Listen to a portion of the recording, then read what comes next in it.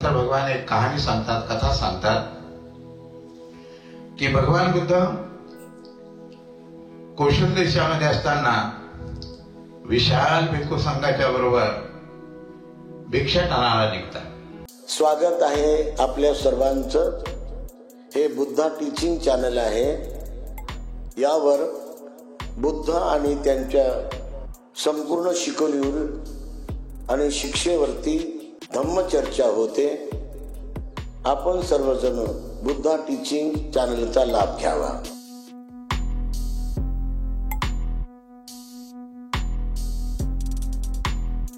नमो तस्स भगवतो अरहतो सम्मा संबुद्धस्स. नमो तस्स भगवतो अरहतो सम्मा संबुद्धस्स. नमो तस्स भगवतो अरहतो सम्मा संबुद्धस्स. महाकारुणिक तथागत गौतम बुद्ध बोधिसत्व डॉक्टर बाबासाहेब आंबेडकर या ठिकाणी पूजनीय पवित्र भिक्खू संघ, यामध्ये डॉक्टर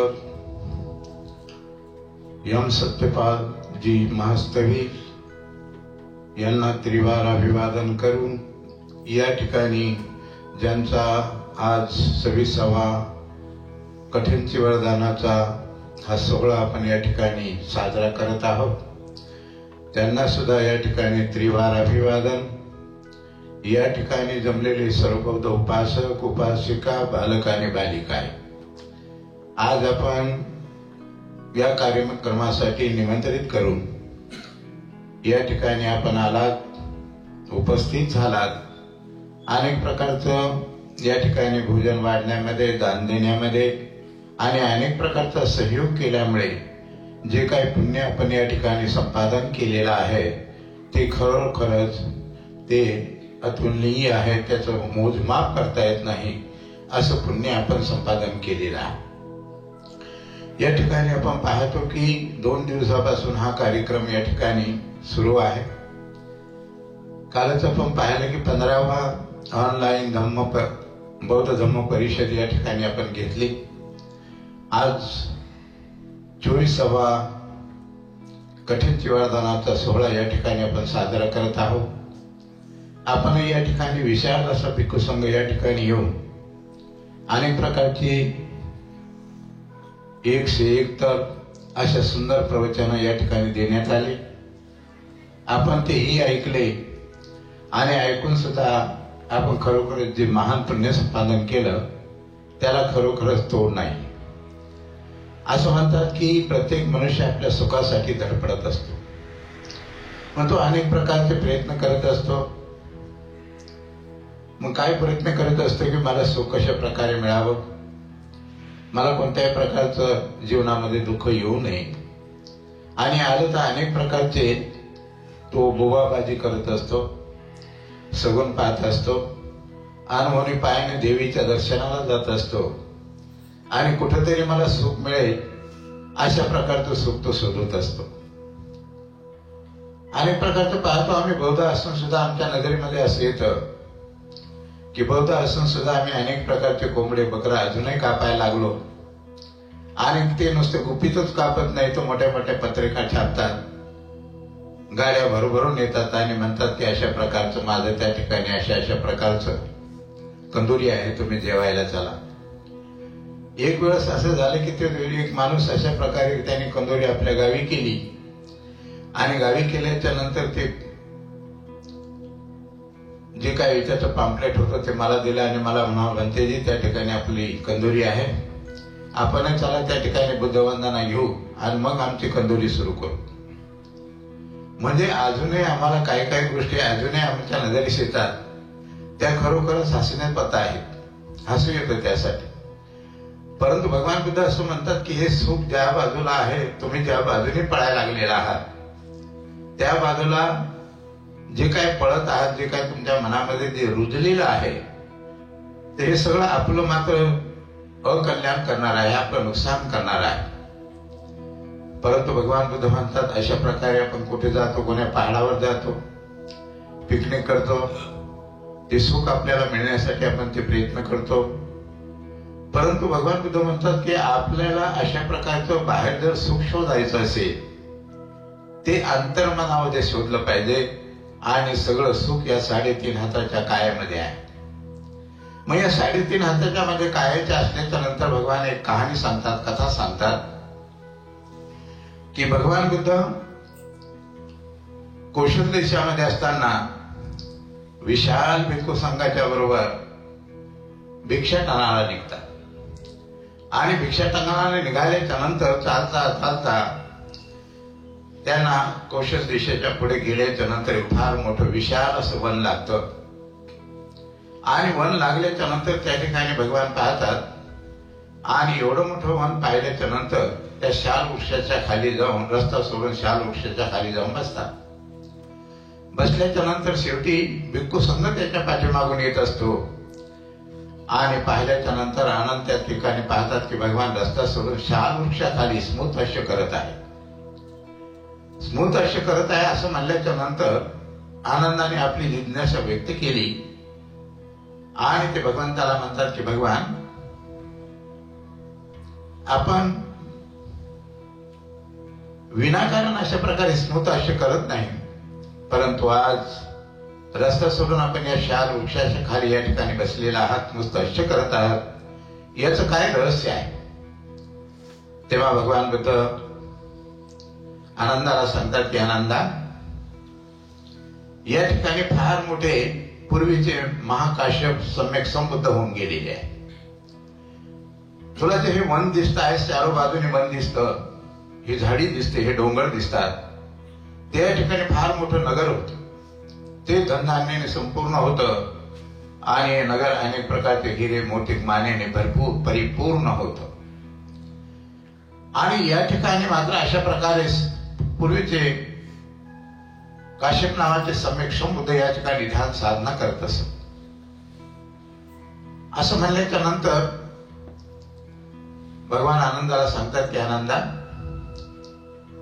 हे जे तुला वन दिसतं हे साधारण नाही.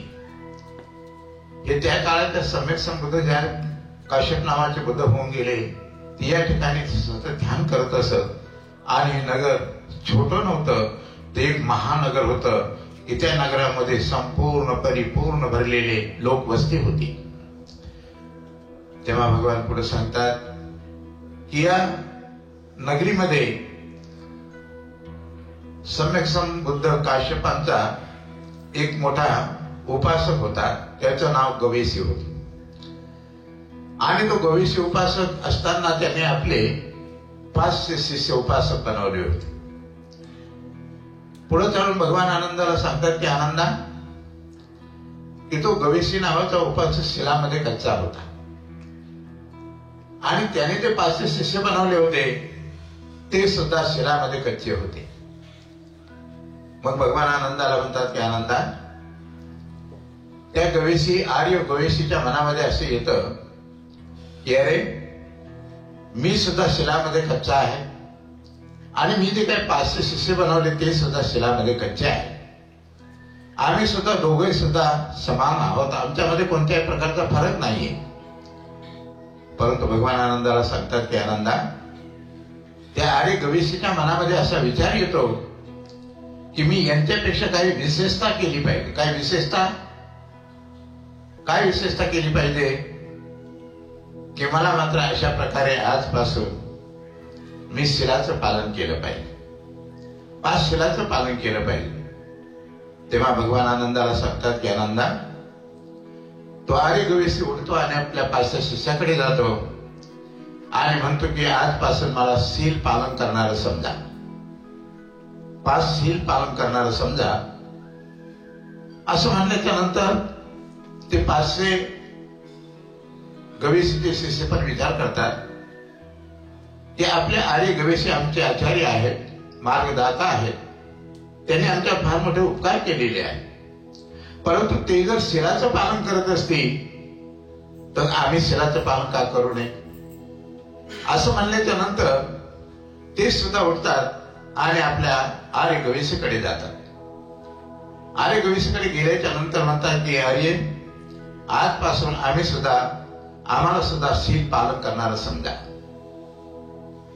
असं म्हणल्याच्या नंतर तो आर्य गवेशी विचार करतो की अरे, हे जे मी सुद्धा शिलामध्ये पालन करत आहे, हे 500 शिष्य सुद्धा माझ्या शिलाचं पालन करत आहे, शील पालन करत आहे, मग मला याच्यापेक्षा विशेषता काहीतरी प्राप्त केली पाहिजे। मग काय केली पाहिजे? तर तेव्हा तो विचार करतो, तेव्हा भगवान बुद्ध आनंदाला म्हणतात की आनंदा, त्या गवेशीच्या मनामध्ये असा विचार येतो की आजपासून मी मात्र विकाल भोजन म्हणजे अवेळी भोजन करणार नाही, एक आहारी राहील, संध्याकाळी मी काही खाणार नाही, अशा प्रकारे मी या विकाल भोजनाचं पालन करीन। असं म्हणल्याच्या नंतर तो असा विचार करतो, तेव्हा भगवान बुद्ध म्हणतात आनंदाला म्हणतात की आनंदा, तो आर्य गवेशी उठतो आणि आपल्या 500 शिष्याकडे जातो आणि 500 शिष्याकडे गेल्याच्या नंतर तो तुझे आजपासून मला एक आहारी समजा, मी आवेळी भोजन करणार नाही, संध्याकाळी मी भोजन करणार नाही, अशा वेळी असं मला एक आहारी समजा, म्हणजे मी विकाल भोजनाचं काटेकोरपणे पालन करीन असं समजा। असं म्हणल्याच्या नंतर त्या 500 उपासकाच्या मनामध्ये सुद्धा असा विचार करतो की अरे, हे आर्य गवेशी आमचे आचार्य आहेत, मार्गदाता आहेत, आमचं कल्याण करणारे आहेत, आणि मग हे जर अशा प्रकारे विकाल भोजनाचं काटेकोरपणे पालन करतात तर मग आम्ही काय करू नये? असं म्हणल्याच्या नंतर ते सुद्धा आपल्या आर्य गवेशीकडे जातात आणि आर्य गवेशीकडे गेल्याच्या नंतर त्या ठिकाणी ते आर्य गवेशीला म्हणतात की आर्य, आजपासून आम्हाला सुद्धा विकाल भोजनकारी समजा, एक आहारी समजा, आम्ही सुद्धा अवेळी भोजन करणार नाही, संध्याकाळी भोजन करणार नाही, म्हणून अशामुळे आज आम्हाला आपण सुद्धा एक आहारी समजा। असं म्हणल्याच्या नंतर पुन्हा आर्य गवेशी असा विचार करतो की अरे, आम्ही सगळे समान आहोत, ते सुद्धा एक आहारी आहेत, मी सुद्धा एक आहारी आहे, आणि आमच्या दोघांमध्ये कोणत्याही प्रकारचा फरक नाही आहे, आम्ही समान आहोत, मग याच्यापेक्षा मला काहीतरी विशेष असं करायला पाहिजे। काय करायला पाहिजे? तर आर्य गवेशी असा विचार करतो की तो मात्र म्हणतो की मी आजपासून ब्रह्मचर्याचं पालन करीन। असं म्हणल्याच्या नंतर तो आपल्या 500 शिष्याकडे जातो आणि 500 शिष्याकडे गेल्याच्या नंतर त्या 500 शिष्यांना म्हणतो की आजपासून मला ब्रह्मचर्याचं पालन करणारं समजा। असं म्हणल्याच्या नंतर त्या 500 उपासकांना, त्याच्या शिष्यांना असं वाटतं की जर आपल्या आर्य गवेशी जर अशा प्रकारे ब्रह्मचर्याचं पालन करत असतील तर मग आपण काय करू नये? तेव्हा भगवान आनंदाला सांगतात की आनंदा, तेव्हा ते 500 शिष्य सुद्धा उठतात आणि आर्य गवेशीकडे जातात आणि आर्य गवेशीकडे गेल्याच्या नंतर त्या ठिकाणी ते म्हणतात की आजपासून आम्हाला सुद्धा ब्रह्मचर्य व्रत पालन करणारं समजा। असं म्हणल्याच्या नंतर पुढे मात्र अशा प्रकारे आर्य गवेशी विचार करतो की आम्ही सगळे समान झालेले आहोत, पण याच्या पुढे मला काहीतरी वेगळं करायला पाहिजे। काय करायला पाहिजे? तेव्हा मात्र गवेशी, तो आर्य गवेशी आपली दाढी डोक्याचं मंडन करून काशाच्या ठिकाणी काशबंदीकडे जातात आणि सम्यक संबुद्धाकडे गेल्याच्या नंतर त्यांना विनंती करतात की बंदे, आम्हाला प्रवचित करून उपसंपादित करावं अशी काश्यप सम्यक संबुद्धांना त्यांना याचना करतात। बुद्ध लगेच त्यांना मात्र अशा प्रकारे प्रवचित करून उपसंपादित करतात आणि केल्याच्या नंतर त्याला आपल्या भिक्खू संघामध्ये सामील करून घेतात। पुढे चालून सम्यक संबुद्ध काश्यप पंडितजी त्यांना कर्मस्थान देतात आणि कर्मस्थान दिल्याच्या नंतर त्यांना विपश्यनेचं कर्मस्थान दिल्याच्या नंतर काही दिवस नंतर आपल्या बरोबर राहिल्याच्या नंतर ते भंतेजीची परवानगी घेऊन एका जंगलात जातात आणि जंगलात गेल्याच्या नंतर त्या ठिकाणी विपश्यनेचा अभ्यास करून थोड्या दिवसामध्ये ते आरंत होतात आणि आरंत झाल्याच्या नंतर भगवंताच्या त्या काश्यपंतेजीच्या त्या काळामध्ये जे आरंत होते त्या आरंतामध्ये या आर्य गवेशीची गिनती होऊ लागली.